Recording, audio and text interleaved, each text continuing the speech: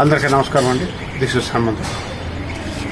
మనం మొక్కల్ని చిన్న చిన్న పార్ట్స్లో వేసి పెరిగిన తర్వాత పెద్ద పార్ట్స్లోకి మార్చుకుంటూ ఉంటాం. అలాగే నేను ఈ మొక్కను కూడా చిన్న పాట్లో ఒక 6 ఇంచెస్ ఉన్నటువంటి చిన్న పాట్లో సీడ్స్ పెట్టి మొక్కకి 5-6 ఆకులు వచ్చిన తర్వాత పెద్ద పార్ట్స్లోకి మార్చడం జరిగింది. అలా మార్చిన తర్వాత వచ్చినటువంటి మొక్క గురించి చెప్తున్నాము డీటెయిల్గా వినండి. ఎందుకంటే సమ్మర్లో మనం ఏ రకమైన జాగ్రత్తలు తీసుకోవాలనేది ఒక్కొక్కటిగా చెప్తాను. కాబట్టి వీడియో ఆఖరి వరకు తప్పకుండా చూడండి, మిస్ కాకండి. నచ్చింది.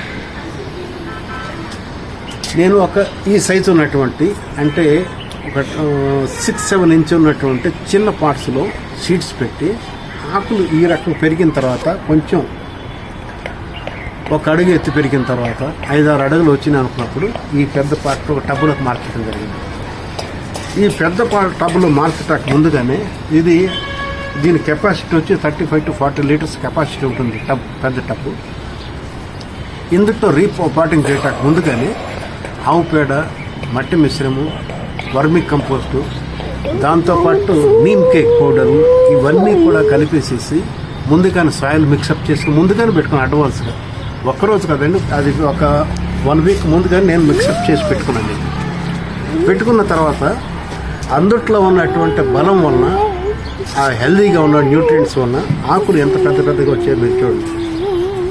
ఎంత ఉందో అన్నీ కూడా పెద్ద ఆకులుగా వచ్చేసాయి. అన్నీ కూడా చాలా హెల్దీగా ఉన్నాయి. గ్రీనిష్గాను చాలా పెద్దగా వస్తుంది.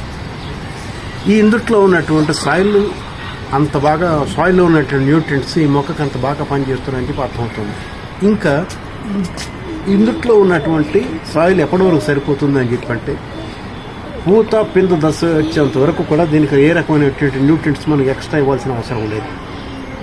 అయితే ఇప్పుడు వేసవి కాలంలో మనము పెంచుతున్నాం కాబట్టి వేసవి కాలంలో న్యూట్రియంట్స్ ఇవ్వడానికి ముందు కొన్ని జాగ్రత్తలు మనం తీసుకోవాలి. ఘన పదార్థం కాకుండా ద్రవ పదార్థం ఇచ్చినట్టయితే అది చాలా బాగా పనిచేస్తుంది. సమ్మర్ కాబట్టి హీట్ నుంచి కూడా కొంచెం ప్రొటెక్షన్ దొరుకుతుంది. దానికి అనుకూలంగా ఉండాలంటే కొబ్బరి, ఆవు పిండి, ఈ కేకులతో తయారు చేసి నానబెట్టినటువంటి లిక్విడ్స్ ఉంటాయి కదా, అటువంటి లిక్విడ్ ఫర్టిలైజర్స్ కనుక ఈ పూత కింద దశకొచ్చినప్పుడు ఇచ్చినట్టయితే ఈ హెల్దీ గ్రోత్ పూత దశ వరకు వస్తుంది. పూత దశ వచ్చిన తర్వాత ఆ liquids extra dose of energy ఇచ్చేసి మొక్క మంచి పూత, మంచి పింద, కాయలతో పాటు మంచి ఈల్డింగ్ ఇస్తుంది. గ్రోత్ కూడా చాలా బాగుంటుంది. ఇంకా తీసుకోవాల్సిన కొన్ని జాగ్రత్తల గురించి చెప్తాను నేను. ఇప్పుడు ఈ పెద్ద గెంతులతో ఆకులు పెద్ద ఆకులు వచ్చాయి కదా, ఈ పెద్ద ఆకుల్ని మనం ట్రిమ్మింగ్ చేసేసి రిమూవ్ చేయడం వల్ల ఈ ఆకు నుంచి వెళ్ళేటువంటి న్యూట్రియంట్స్ ఈ పైకి, తీగలకి, కాళ్ళకి, ఈ చిన్న ఆకులకి వెళ్ళి వీటికి ఎక్స్ట్రా న్యూట్రియంట్స్ దొరుకుతాయి. ఈ ఆకుల్లోకి వెళ్ళాల్సినటువంటి న్యూట్రియంట్స్ కూడా దీనిలోకి వెళ్ళిపోతుంది, మనం రిమూవ్ చేస్తున్నాం కాబట్టి. కాబట్టి ఆ ఎక్స్ట్రా ఎనర్జీ కూడా ఈ మొక్కలకు వెళ్ళి దీని గ్రోత్ చాలా బాగా పెరుగుతుంది, తొందరగా కూడా పెరుగుతుంది. ఇంకొకటి ఏంటంటే మన సాయిల్ ఎంత జాగ్రత్త తీసుకున్నా కానీ చెమ్మ ఉండటం వలన కొన్ని పెస్ట్ వచ్చే అవకాశం ఉంటుంది. సో చెమ్మకి ఆకులకి తగలకోకుండా కింద ఉన్నటువంటి ఆకులు మనం కట్ చేయటం వల్ల ఏంటంటే ఈ టబ్లో ఉన్నటువంటి సాయిల్లో ఉన్నటువంటి చెమ్మ మొక్కకి ఆకులకి కింద ఉన్న ఆకులు తగలకోకుండా ఉంటుంది. కాబట్టి దీనికి కష్ట ఆశించే అవకాశం ఉండదు. పైగా దీంట్లోంచి గాలి, అటు ఇటు వెలుతురు అన్నీ కూడా బాగా వస్తాయి. కాబట్టి పైన ఏమైనా క్రిమి కీటకాలు కనుక ఉంటే మన మొక్కనికి ఇన్ఫెక్ట్ అయ్యేటువంటి అవకాశాలు ఉంటాయి. ఆ వేడికి, ఎండకి అవి నశిస్తాయి.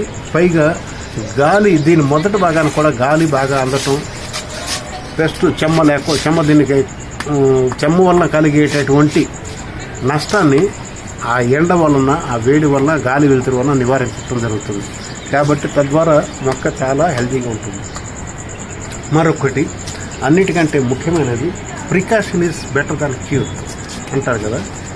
మన ఏ మొక్కైనా సరే వ్యాధి రాకుండా ఉండాలంటే, అంటే పెస్ట్ ఆశించకుండా ఉండాలంటే ముందుగానే జాగ్రత్త తీసుకోవాలి. కానీ పెస్ట్ వచ్చిన తర్వాత జాగ్రత్త తీసుకోవడం సరైన పద్ధతి కాదు, చాలా కష్టమైనట్టు. ఒక్కొక్కప్పుడు మన పెస్టిసైడ్స్ వాడినప్పటికీ మొక్కలు మనం బ్రతికించుకోవటం కష్టం అవుతుంది. బ్రతికినా కానీ మంచి ఈల్డింగ్ రాదు. అటువంటి జాగ్రత్త పడాలంటే ముందుగానే ప్రతి వారం పెస్ట్ ఉన్నా లేకపోయినా కానీ ప్రికాషనరీగా నీమ్ ఆయిల్ స్ప్రే చేయడం చాలా ఉత్తమం. ఎందుకంటే నీమ్ ఆయిల్ ఎంత గుణాలు, ఔషధ గుణాలు ఉన్నాయంటే ఈ మొక్కలు అన్నీ కూడా ఏ రకమైన పెస్ట్ రాకుండా నిర్మూలిస్తుంది. ఉదాహరణకి మనం కట్ చేయాల్సినటువంటి ఆకులు కట్ చేయాలనేది కూడా ఒకసారి మీకు చూపిస్తాను. నీమ్ ఆయిల్ స్ప్రే చేయడంతో పాటు అవి కట్ చేద్దాం. మనం కట్ చేసిన తర్వాత ఇలా అవి విరిగిపోయింది కదా, ఇది పట్టుకొని అటు చూపించు. ఇలా పెద్దగా ఉన్న ఆకులను మనకు రిమూవ్ చేసినట్టయితే ఇలా పట్టుకో.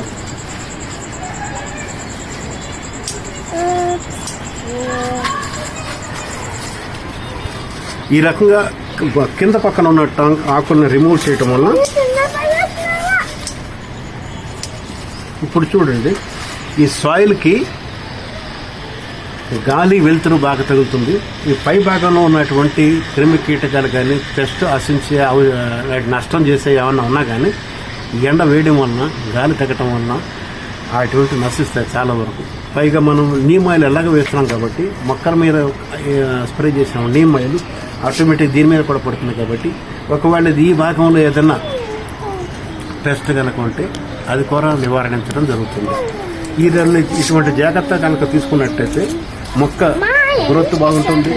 మొక్క పళ్ళు బాగుంటే, పూలు కనుక బాగుంటే క్రాప్ కూడా బాగుంటుంది. ఈ రకంగా మంచి ఈల్డ్ తీసుకోవచ్చు అని చెప్పి. రెండోది లిక్విడ్ ఫర్టిలైజర్స్ ఇవ్వటం వల్ల సమ్మర్లో మంచిదని చెప్పని నేను అనుభవపూర్వంగా చూశాను కాబట్టి మీ అందరూ తెలియజేయడం జరుగుతుంది. ఒకవేళ మీకు ఈ పద్ధతి కనుక నచ్చినట్టే మీరు కూడా ఈ పద్ధతిలో ఒక్కొక్కటి పాటించండి. మంచి ఈల్డింగ్ తీసుకోండి. తక్కువ స్థలంలో జాగ్రత్తలు తీసుకుంటే మంచి ఈల్డింగ్ వస్తుంది. మీరు కూడా ఈ పద్ధతిలో క్రాప్ తీసుకోండి, హ్యాపీగా ఆనందించండి, ఆరోగ్యమైన పంటలు తినండి. ఉంటాం మరి.